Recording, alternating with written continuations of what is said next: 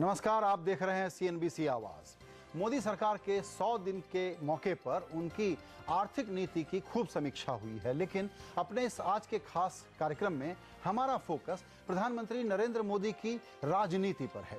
इसमें कोई शक नहीं है कि 3 महीने के अपने छोटे से कार्यकाल में मोदी ने सरकार और पार्टी में अपने कद को और मजबूत किया है। उनसे उम्मीद थी कि वो निर्णायक नेतृत्व देंगे और उन्होंने मायूस नहीं किया है। विदेश नीति के मोर्चे पर कुछ बोल्ड फैसलों से उन्होंने जानकारों को चौंकाया भी है, पर कई मुद्दों पर नरेंद्र मोदी सरकार की आलोचना भी हो रही है। विपक्ष के नेता और राज्यपाल के मसले पर बीजेपी के अड़ियल रुख पर सवाल उठ रहे हैं। इसी तरह कट्टर सांप्रदायिक ताकतों पर लगाम नहीं लगा पाना भी बीजेपी की एक नाकामी के तौर पर देखा जा रहा है।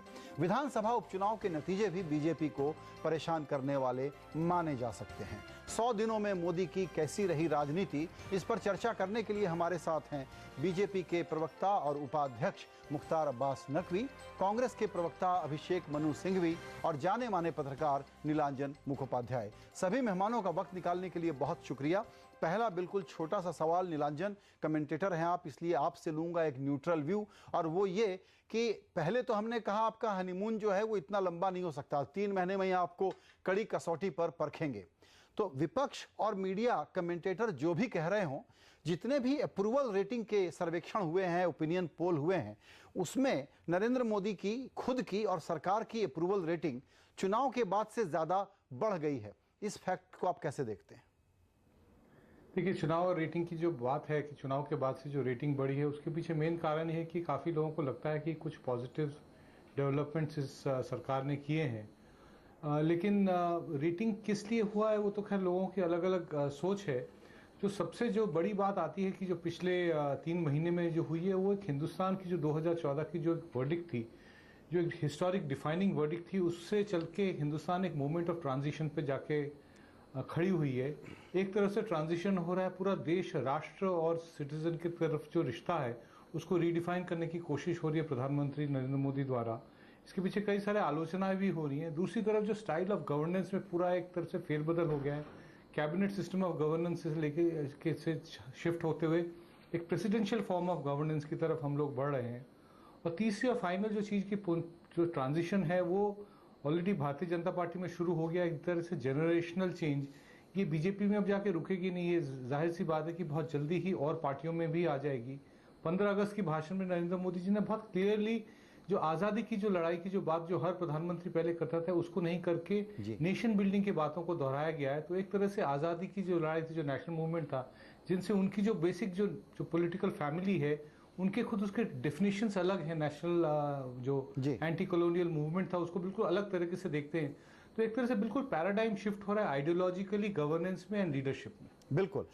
मुख्तार अब्बास नकवी साहब, आपसे मेरा सवाल शुरू से ही निगेटिव इसलिए करना पड़ेगा क्योंकि अभी सिंघवी साहब को जुड़ने में देर है, तो वो क्या बोलेंगे मैं वही अनुमान लगा के आपसे सवाल कर रहा हूं कि इस पूरे दौर में जो एक शिकायत पहली हेडलाइन बनती है कि माइनस में क्या रहा इस सरकार के लिए, तो वो है कि लीडर ऑफ अपोजिशन का दर्जा देने में आप लोग लेटर की बात कर रहे हैं, स्पिरिट की बात नहीं कर रहे हैं, और आप लोगों ने यहां पर कंजूसी की है और ये गलत है।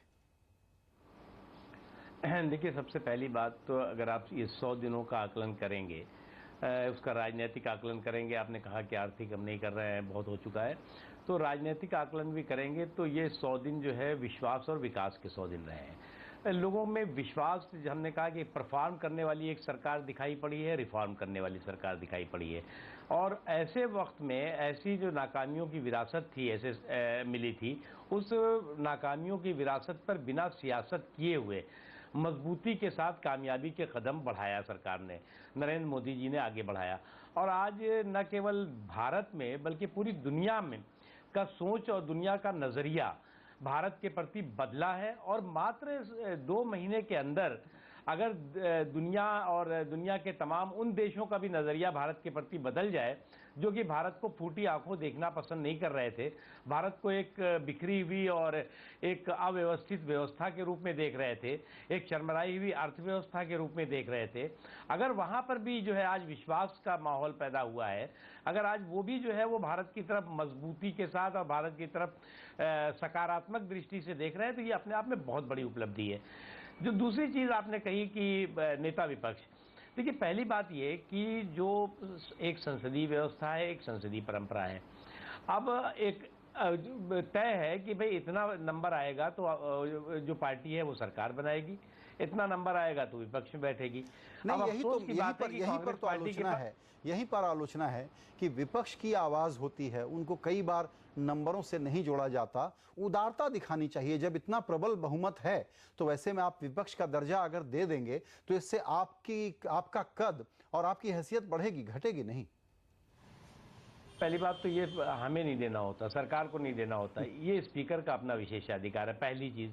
दूसरी चीज, ये उदारता कांग्रेस पार्टी के एक समय में कांग्रेस पार्टी से कहां गायब हो गई थी जी, जब कांग्रेस पार्टी थी। नहीं तो आप ये मान रहे हैं एग्जैक्टली, आप ये कह रहे हैं कि उन्होंने गलत किया तो हम भी गलत करेंगे, हमसे अच्छे व्यवहार की उम्मीद मत करिए। लेकिन हम फिर भी उदारता दिखा रहे हैं।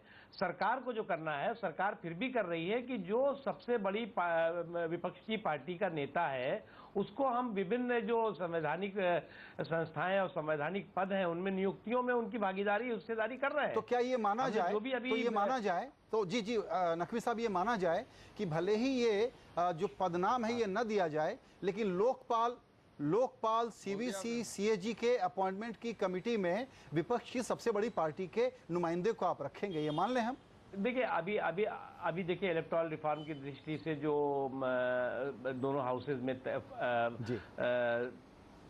पास हुआ, उसमें भी हमने ये बात कही है कि जो विपक्ष का सबसे बड़ा नेता है, विपक्षी पार्टी का जो सबसे बड़ी पार्टी का नेता है वो उसमें रहेगा डिसीजन मेकिंग में। ठीक है, लेकिन उसके अलावा अभी और जो भी होगा उसमें निश्चित तौर से सरकार इस दिशा में सकारात्मक दृष्टि से सोच रही है। आइए, अभिषेक मनु सिंघवी जी हमारे साथ जुड़ गए हैं। की बात है, उस पर कांग्रेस उस पर भी नकारात्मक सोच रखती है, तो हम क्या कर सकते हैं। ठीक है, सिंघवी साहब जुड़ गए हमारे साथ। सर, आपके इंतजार में मैं आपका ही वकील बनने की कोशिश कर रहा था और नकवी साहब से ये पूछ रहा था कि सारे पिछले 3 महीने के परफॉर्मेंस को बहुत अच्छा मान लिया जाए तो नेगेटिव साइड में जो सबसे बड़ी हेडलाइन है वो यही है कि लीडर ऑफ अपोजिशन का पद आप लोगों को नहीं मिल रहा है।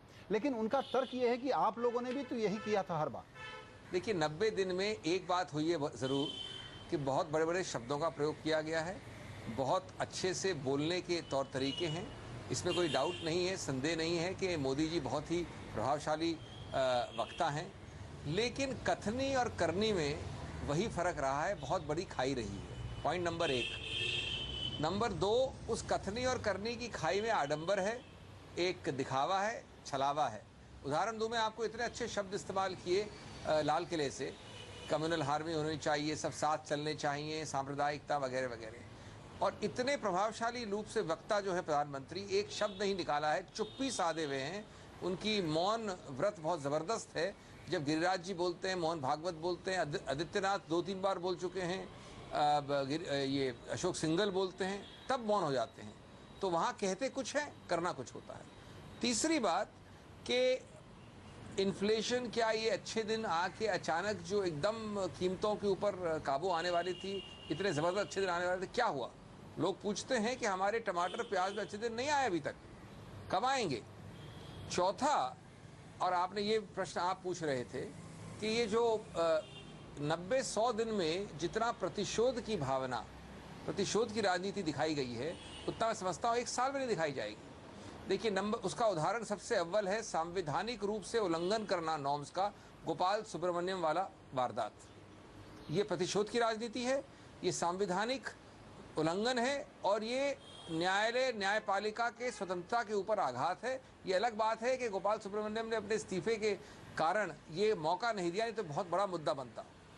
नंबर 2 है जिस प्रकार से राज्यपालों का और जिस प्रकार से एक नीति बन रही है। मैं मानता हूं कांग्रेस ने भी ये किया था, लेकिन एक बहुत बड़ा फर्क है, कांग्रेस के कार्यकाल और अब के बीच में एक उच्चतम न्यायालय का निर्णय है, और ऐसे बहुत सारे कारनामे जो किए गए हैं राज्यपाल के विषय में, वो उस उच्चतम न्यायालय के निर्णय के विरुद्ध है, और वो उच्चतम न्यायालय का निर्णय बीजेपी के श्री सिंघल लाए थे। तीसरा, अभी आपने एक और उल्लंघन देखा, मुख्य न्यायाधीश, मैंने आज ही बोला है प्रेस कॉन्फ्रेंस में कि न देने वाले को शोभा लगता है कि राज्यपाल दिया जाए केरला में, और न लेने वाले को शोभा देता है। इससे बड़ा पद कोई नहीं है मुख्य न्यायाधीश का।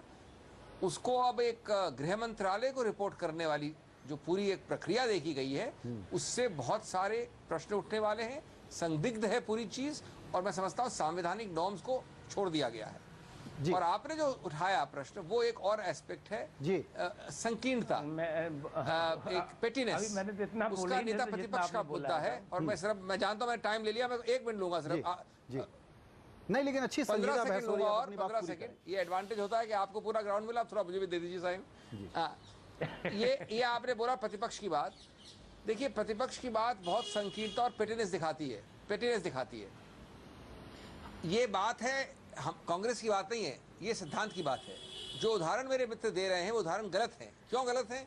क्योंकि जिस कार्यकाल में 80 से 89, देखिए 80 से पहले तो ये एक्ट ही नहीं आए थे, 77 के एक्ट जिसके अंतर्गत नेता प्रतिपक्ष को ओहदा मिला। 80 से 89 तक जब नहीं हुआ नेता प्रतिपक्ष, तब एक महत्वपूर्ण बात है जो बताना जरूरी है आपके जरिए। उसके पहले ये तीनों चारों एक्ट्स थे ही नहीं। NHRC आया पहली बार 89 में, उसके बाद CBC, RTI, लोकपाल अब आए हैं। इनके आने के बाद कांग्रेस ने या किसी गैर कांग्रेस सरकार ने कभी संभव है ये करना कि आप ऐसे लोगों की नियुक्तियां करेंगे, सिद्धांतों का उल्लंघन करेंगे, प्रतिपक्ष का मत नहीं लेंगे? जी। उच्चतम न्यायालय ने ये टिप्पणी की है। नकवी साहब, देखिए इनकी जो बातचीत है उसमें एक पॉइंट मैं उठाना चाहता हूं कि पहले भी एग्जीक्यूटिव और जुडिशरी के रिश्ते अच्छे नहीं थे। नई सरकार के पास मौका था कि उसमें गर्माहट दिखाते। दरअसल ठंडापन और बढ़ा है, ये तो मैं भी मानता हूं। राज्यपाल वाली बात पर मैं सिंघवी साहब से शायद सहमत न हूं। महंगाई के बारे में ये कहना चाहता हूं कि विपक्ष और मीडिया में आलोचना भले हो रही हो, पब्लिक इस महंगाई को अपने आप को एक्सप्लेन कर पा रही है, तो उनमें भी कोई बहुत नाराजगी नहीं है। लेकिन जुडिशरी के साथ जो तौर तरीके हैं उसको लेकर के शिकायत है लोगों में। देखिए संजय जी, एक बात, अभिषेक जी बहुत काबिल व्यक्ति हैं। उन्होंने जो बात कही, उनको नकारात्मक बात बोलना उनका अधिकार भी है, और नैतिक अधिकार तो नहीं हम कह सकते, लेकिन उनका राजनीतिक अधिकार है, उस पर मुझे कोई आपत्ति नहीं है। लेकिन अफसोस की बात है कि एक सामान्य सी प्रक्रिया है, एक सामान्य सी परंपरा है कि कोई भी सरकार होती है तो वो कहती है भाई 6 महीने तो उनका हनीमून पीरियड है, 6 महीने तक आकलन करो, देखते हैं, उसके बाद बात करेंगे। लेकिन जिस दिन पहला संसद का सत्र शुरू होता है उसी दिन कांग्रेस पार्टी दबाव डालती है, कहती है कि साहब महंगाई पे चर्चा करा लो, साहब इस पे करा लो, उस पे करा लो। सरकार, पहली सरकार होगी इतने वर्षों के बाद कि किसी भी मुद्दे पर विपक्ष ने कहा कि चर्चा, कहा तैयार, चर्चा कर लो, जो भी चर्चा करना हो कर लो, किसी भी मुद्दे पर, एक महंगाई का नहीं, सभी मुद्दों पर। दरअसल दिक्कत क्या हुई है, नकारात्मकता जो है वो कांग्रेस पार्टी को नुकसान अभी भी पहुंचा रही है। उन्हें इस बात को अच्छी तरह समझना चाहिए कि उनके कुशासन के कुएं में करप्शन के बहुत कंकाल छिपे हुए हैं, दबे हुए हैं। उस कुशासन के कुएं में करप्शन के छिपे हुए कंकालों को दबाने के लिए अगर आप नकारात्मक राजनीति के माध्यम से लोगों को ये बताने की कोशिश करेंगे कि साहब हम तो नकारात्मक राजनीति करते थे, हम तो जो है नाकामियों का हमारे साथ पूरा एक लंबा जो है वो नगाड़ा था, इसलिए ये भी नाकाम है, तो वो ऐसे चलता नहीं है। अगर आज आप देखिए, अब आप कहते हैं कि साहब प्रधानमंत्री से लोग डरते हैं, अरे भाई क्या प्रधानमंत्री हैं, मुखिया हैं। एक अभिषेक जी बहुत अच्छी तरह जानते हैं कि लिहाज आंख का, रिश्तों का डर नहीं होता जब एक शख्स के हाथों में घर नहीं होता। तो आपके प्रधानमंत्री जी थे, उन्हें मालूम नहीं था कि उनके अधिकार क्या है, उन्हें मालूम नहीं था कि उन्हें कहना क्या है, उन्हें मालूम नहीं था उन्हें करना क्या है। प्रधानमंत्री, प्रधानमंत्री पर सुपर प्रधानमंत्री, सुपर प्रधानमंत्री पर डुपर प्रधानमंत्री, तो इसलिए वो बात हो गई पुरानी और वो बात हो गई आई गई।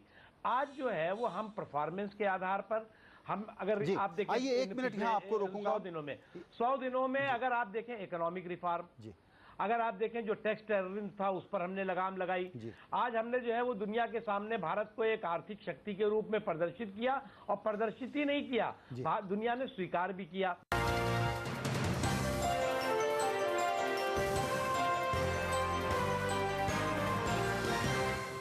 वक्त की चूंकि कमी है तो थोड़ा सा छोटे सवाल जवाब आपसे करना चाहूंगा। मेरे पास आपके लिए बहुत सारे सवाल हैं। पहला तो यही है कि जुडिशियल रिफॉर्म बिल इन्होंने पास किया, एक कमाल का डिसाइसिवनेस दिखाया, और पिछले दिनों में जितने फैसले इन्होंने कर लिए हैं वो अपने आप में ये कहता है कि एक डायरेक्शन के तौर पर क्लैरिटी है और डिसाइसिवनेस है। इस सवाल को मैं यहाँ ख़त्म करना चाहता हूँ कि देखिए ये आदमी बहुत, एक प्रकार से ये शख्स स्टेट्समैन भी है।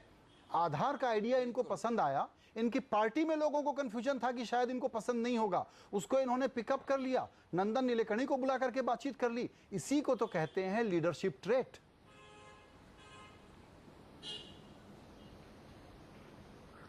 देखिए, ये बड़ी रोचक संदर्भ आपने उठाया। मैं बड़े पॉइंट वाइज संक्षेप में उत्तर देता हूं। नंबर 1, बिल्कुल सही कह रहे हैं मेरे मित्र नकवी साहब कि बहुत सारे काम विधायिका में हुए, डिस्कशन हर मुद्दे पे हुआ। क्यों हुआ? क्योंकि जैसे ही बीजेपी हटा विपक्ष से और हम विपक्ष में आए, संसद काम करने लगा। पिछले 10 सालों में एक सत्र कोई इतना नहीं काम किया जितना इस सत्र ने किया, क्योंकि हम अवरुद्ध नहीं करते हैं, नकारात्मक राजनीति नहीं खेलते हैं। 80% से ज़्यादा काम हुआ। Point number 1। पॉइंट नंबर 2, बिल्कुल ये मैंने 3 बार कहा है, बजट की स्पीच में मैं बोला, नेशनल जुडिशियल कमीशन की स्पीच में बोला, imitation is the best form of flattery. हम कहाँ मना कर रहे हैं जी। एनजेसी पूरा बना बनाया पका पकाया उठा के इन्होंने किया, उसके बाद एक गलती की, उसको उन्होंने अमेंडमेंट किया। जो हमने बनाया था वो आगे ले जा रहे हैं, हम हर्षित हैं जी। ये बात जरूर महत्वपूर्ण है कि ये एक ऐसा विधायक था कि 3 दिन में पास हो चुका, इसलिए क्योंकि हर पॉलिटिकल पार्टी लोकसभा राज्यसभा की, उत्तर की, दक्षिण की, पश्चिम की, पूर्व की, इसके समर्थन में खड़ी हुई थी जी। इसलिए हुआ जी। और तीसरा, जो इन्होंने इनिशिएटिव लिया है वो हमारे इनिशिएटिव को नाम बदल के सिर्फ और थोड़ा हल्ला गुल्ला करके पास किया है। सबसे आखिरी उदाहरण है, 3 दिन पहले जनधन योजना जो है, डबल किए गए अकाउंट्स हमारे वक्त, डबल, कोई 40-45 करोड़ से 80 करोड़, उसको ये आगे ले गए हैं।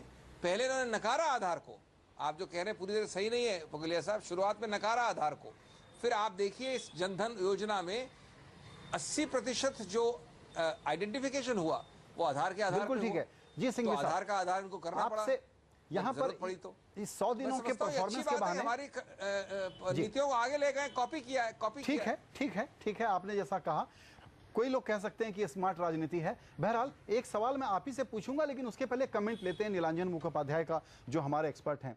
नीलांजन, मुझे एक शिकायत है नरेंद्र मोदी जी से, वो ये है कि विपक्ष की एक बड़ी भूमिका होती है, उनकी आवाज होती है, और उन्होंने कांग्रेस पार्टी को री एनर्जाइज करने के लिए अपना काम पूरा नहीं किया। कांग्रेस पार्टी को भी री एनर्जाइज करने का काम अब लगता है कि किसी और से कराना होगा, कि कांग्रेस ये खुद से नहीं करेगी। सिंघवी साहब के पास जो सवाल मैं लेके जाना चाहता हूं, आपका कमेंट उस पर चाहिए पहले, कि कांग्रेस पार्टी अपोजिशन के मुख्य वॉइस के रूप में अपनी एक बड़ी अपॉर्चुनिटी को खो रही है क्या? देखिए, कांग्रेस पूरी तरह से जिस तरह की जो हार हुई है उससे अभी तक पूरी तरह से रिकवर नहीं कर पाई है, और अभी तक काफ़ी इंटरनल जो डिबेट है उनके अंदर लीडरशिप को लेके कि रिस्पॉन्सिबिलिटी क्या वजह थी, उसको अभी तक रिकग्नाइज कर रही है। अपने अंदर गलती ना देख के मेरे ख्याल से कांग्रेस के लिए बेहतर साबित होगा कि अगर वो लोग एक्सेप्ट करें कि इस पूरी लीडरशिप में, इस पूरा जो चुनाव का जो दौर हुआ था, इसमें नरेंद्र मोदी की लीडरशिप एक तरह से पूरी तरह से डोमिनेट की थी पूरे डिबेट को। और ये लोग 2011 से, जब से नरेंद्र मोदी ने एक मेंटली तय कर लिया था कि उनको मुख्यमंत्री से बनके प्रधानमंत्री बनना है, और उन्होंने धीरे धीरे करके सबसे पहले अपने पार्टी के अंदर, उसके बाद संघ परिवार के अंदर पहले इंटरनली कैंपेन किया, फिर उस कैंपेन को बाहर ले गए, फिर उसको जाके उनको प्राइम मिनिस्टरियल कैंडिडेट के तौर पे दिखा लेगा, और सबसे फाइनली जाके उन्होंने जाके एक नेशन वाइड कैंपेन जिस तरह से ऑर्गेनाइज किया, उसमें हर कदम पे कांग्रेस मात खाती रही है। उनको एक्सेप्ट करना पड़ा, जितनी गलती उनकी थी उतनी ही ब्रिलियंस नरेंद्र मोदी की इस कैंपेन को मैनेज करने की थी जी। इसको अगर एक बार वो एक्सेप्ट कर ले तो उसके आगे फिर वो आगे सोच सकते हैं कि ये जो एग्जिस्टिंग, जो करंट पिछले 100 दिनों में या अगले 100 दिनों में या 200 दिनों में जो कुछ कदम होंगे, उसमें वो लोग किस तरह से एक सक्सेसफुल ऑपोजिशन करके एक रिवाइवल के तौर पे पहुंच सकते हैं। जी बिल्कुल, शॉर्ट टर्म गोल्स नहीं देखे, उनको लॉन्ग टर्म जी बिल्कुल। जैसा सिंघवी साहब मैंने कहा कि ये 100 दिनों का परफॉर्मेंस अप्रेजल सिर्फ सरकार का नहीं, हम आपका भी कर लें एक इस बहाने, तो यही सवाल है कि कांग्रेस पार्टी में मूल भाव जो है वो ये है कि देखिए ये अभी गलती करेंगे, जब गलती करेंगे तो हमको मौका मिल जाएगा, हमको अलग से मेहनत करने की या आइडिया की जरूरत नहीं है। कांग्रेस पार्टी अपोजिशन की एक क्रेडिबल वॉइस बन के अपने आप को वापस लाने के बजाय जिस प्रकार की इनर्शिया में फंसी हुई है, यह भी देख के हमको बड़ी हैरानी होती है सर।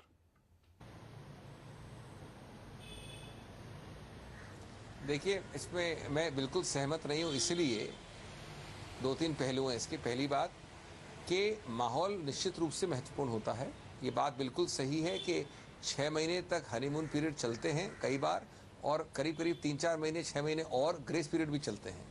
उस दौरान हमें सशक्त जरूर होना है, लेकिन ये बात बिल्कुल गलत नहीं है राजनीतिक इतिहास के आधार पे कि हमको देखना है कि माहौल बदले, और उस माहौल को बदलने के लिए इमीडिएटली हम कुछ ज़्यादा नहीं कर सकते। दूसरा, मैं हमेशा विचित्र मानता हूँ ऐसे आरोप कि हमने अपनी हार मानी नहीं है, हमने अपनी हार समझी नहीं है। अरे कैसे नहीं समझी है? आखिर हम नहीं जानते हैं कि हमारे 44 सीट्स आई हैं?